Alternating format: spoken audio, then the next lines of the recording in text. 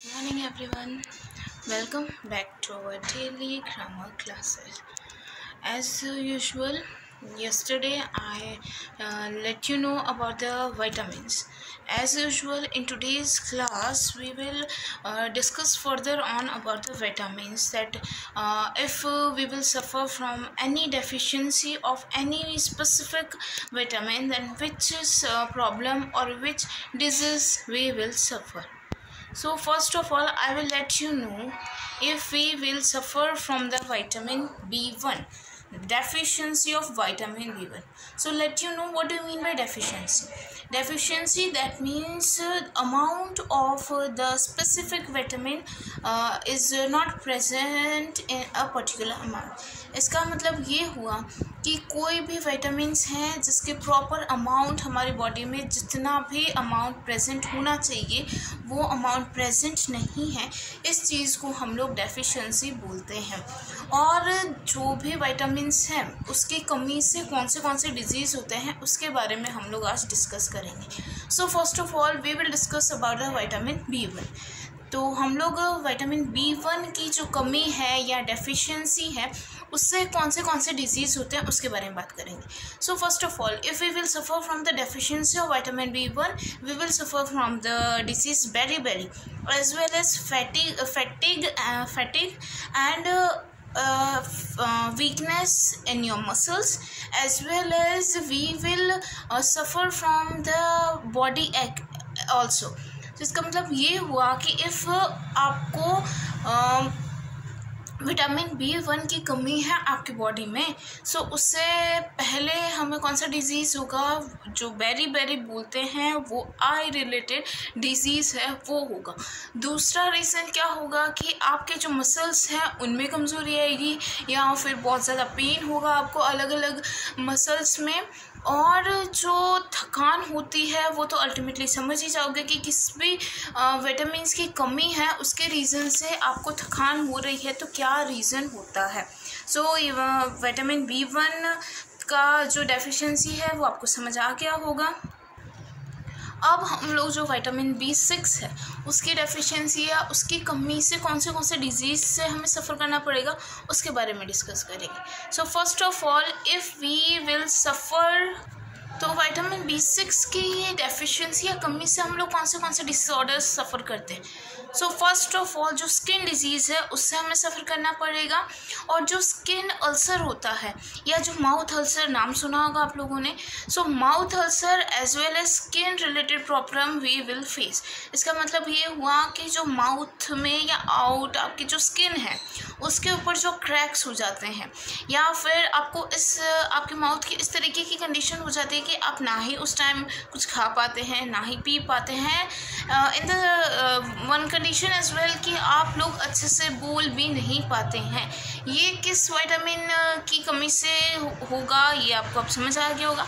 और next vitamin है वो है विटामिन B12 की जो कमी हो जाती है, या फिर हम ये बोल सकते हैं कि if we will suffer from the deficiency of vitamin B12, then which type of disease we will suffer. First of all, जो पैरालिसिस होता है वो उसका रीज़न हो गया।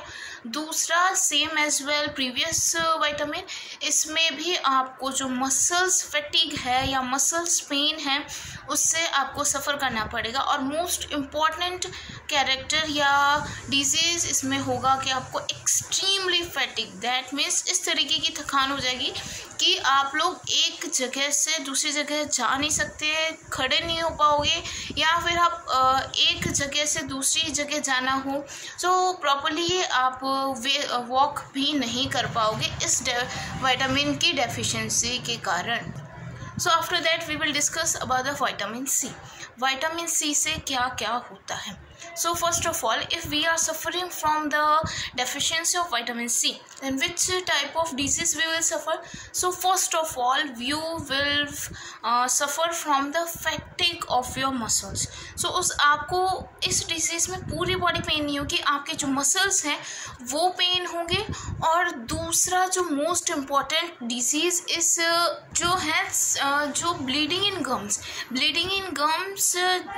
आपको पता चल गया, आपके जो टिथ हैं और नियर बाय जो रेड मसल्स हैं वो उसमें आपको ब्लीडिंग सफ़र करनी पड़ेगी।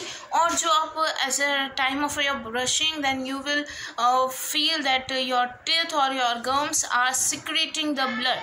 So by this we will suffer from the bleeding of gums, as well as you will suffer from the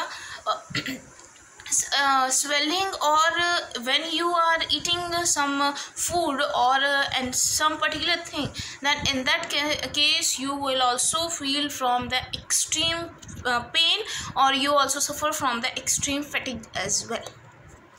The last vitamin, that is vitamin D.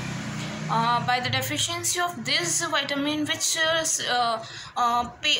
disease we will suffer? You will suffer from the same as previous. You will suffer from the bleeding out of your teeth. That means कि जब भी आपको vitamin D की deficiency होगी, उस time जब भी आप को main time means as usual normally तो ब्लीडिंग नहीं होगी, कंटिन्यूसली ब्लीडिंग नहीं होगी, बट आप जब कुछ खाना खाओगे या फिर आप जब भी ब्रशिंग करोगे, उस टाइम आपके दांतों में से ब्लड निकलना स्टार्ट होता है. ये समझ आ गया होगा. और दूसरा मोस्ट इम्पॉर्टेंट कैरेक्टर इस डिजीज़ का ये भी है कि जो आपके टीथ हैं इनमें पेन स्टार्ट हो जाएगा. और जो लास्ट डिजीज़ है दैट इज़ रिकेट्स भी आपको डेफिशिएंसी ऑफ विटामिन डी से होगा. और जो मोस्ट इम्पॉर्टेंट डिजीज़ है या सफ़र करना पड़ेगा आपको, वो है कि वीकनेस इन योर बोन्स. सो आपकी जो हड्डियां हैं, आपकी बोन्स है, उसमें आपको वीकनेस सफ़र करना पड़ेगा. सो फ्रेंड्स, आज के लिए बस इतने ही विटामिन्स. इससे क्या क्या डिजीज़ होते हैं, कौन से होते हैं, वो मैंने आपको बता ही दिए हैं, और ये आपको अच्छे समझ भी आ गया होगा. So thank you friends. As usual मेरे चैनल को लाइक शेयर सब्सक्राइब करते रहिए, और कल की वीडियो में मैं आपको मिनरल्स के बारे में और बताऊँगी. तो थैंक यू सो मच, और लाइक शेयर सब्सक्राइब करते रहिए. Thank you and have a great day.